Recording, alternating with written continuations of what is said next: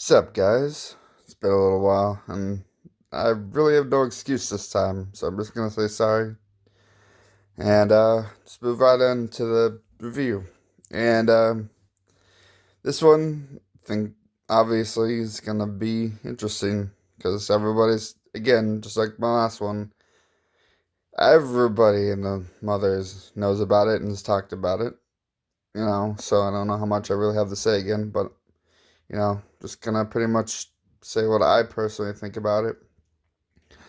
And this one means a lot to me. This one, Naruto, obviously, by Masashi Kishimoto, but uh, was a big part of my teenage years, informing my love of anime and manga.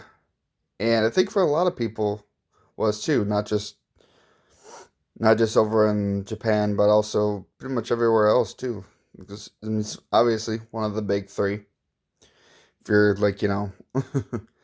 again, living under a rock on in the freaking Mariana Trench again.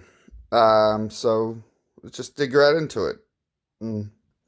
So, for anybody, again, plot here doesn't know, for those aforementioned people, the story revolves around the main character there, Naruto, who, despite being shunned by the rest of his people, his village, for his unknown reason, trains and wants to be the Hokage, which is the leader of his village, hidden in the leaves.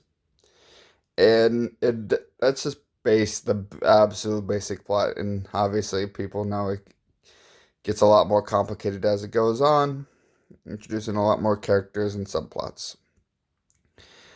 Um, yeah, so that's that, and I'm gonna move on just really quick to the art. It's something I really love about this series, and I think a lot of people do too. It's very it's very realistic in a little bit of a ways, but also still very stylized.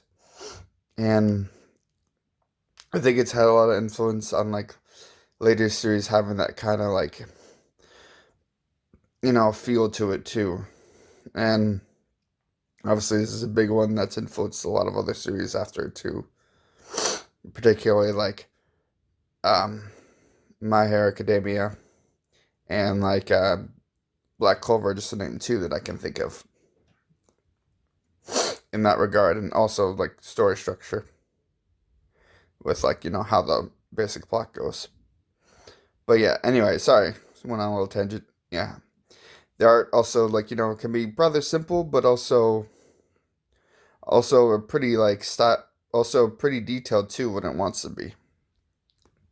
I think it has a really great it reaches this great middle ground between the two, and it just really also still very, like I said before, very you know much its own thing, still very much Kishimoto's art, and you wouldn't really recognize it much for anything else if you see just some other panels. Anyway, at least I think so.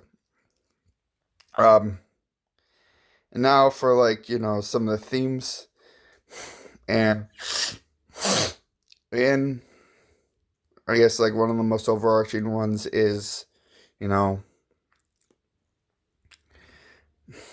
it's from underdog to top dog. Naruto obviously starting off as just the village troublemaker. Everybody thinks he's gonna grow up and be nothing. He's just that's all he is. And of course, him through sheer determination proves them wrong and eventually becomes Hokage. Spoilers. If I need to add that spoiler in there for anybody for a Shonen Jump series, I guess never seen a Shonen Jump series. But anyway, that's pretty much. There's other things I guess I can think of, just raw determination getting you there too.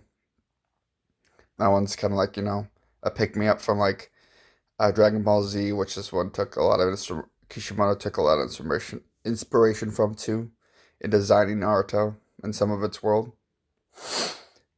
Um, yeah, and I think it just resonated with a lot of people at the time because this was might not have been like the most like you know I guess like original plot line, but I think it definitely resonated with a lot of people at the time, especially me and like a lot of my other friends were running around with Naruto headbands and doing making the hand signs and running around, of course, Naruto style, which has been memed to death, and it's definitely helped shape the anime landscape of like the early 2000s. And even to this day, like I said, with things like My Academia and Black Clover and uh see another yeah, this is the only two actually right now I can think of. But yeah, that's that. And the one thing I have to say though now is, well, I think a lot of people have said before is just kind of a bit of a drawback is it went from being, stealthy ninja, espionage, what's going to happen in the fights, what twist is going to happen to Dragon Ball Z power level beam throws and things like that, as the series went on, kind of like went away from its starting point of ninjas to that. But, I get what they need to do. They're trying to, up the action, up the intensity, up the stakes and all that. Which I didn't think it needed to. I think there could have been a way to balance that all out. But, that's how things go sometimes in Shonen Jump. And again, just like with more of a minor complaint, just like with Macadamia, it has some really out there fans who always, will defend this thing as like a masterpiece, and it is incredibly influential, and had a like I said, but I don't know if it's a masterpiece, but so many people also say Naruto, could beat pretty much anybody, even all these other people, and I don't want to get into any of that either. But it's just like, you know, they won't even, have proper discussions about it. In my opinion, they'll just be like, you know how it is.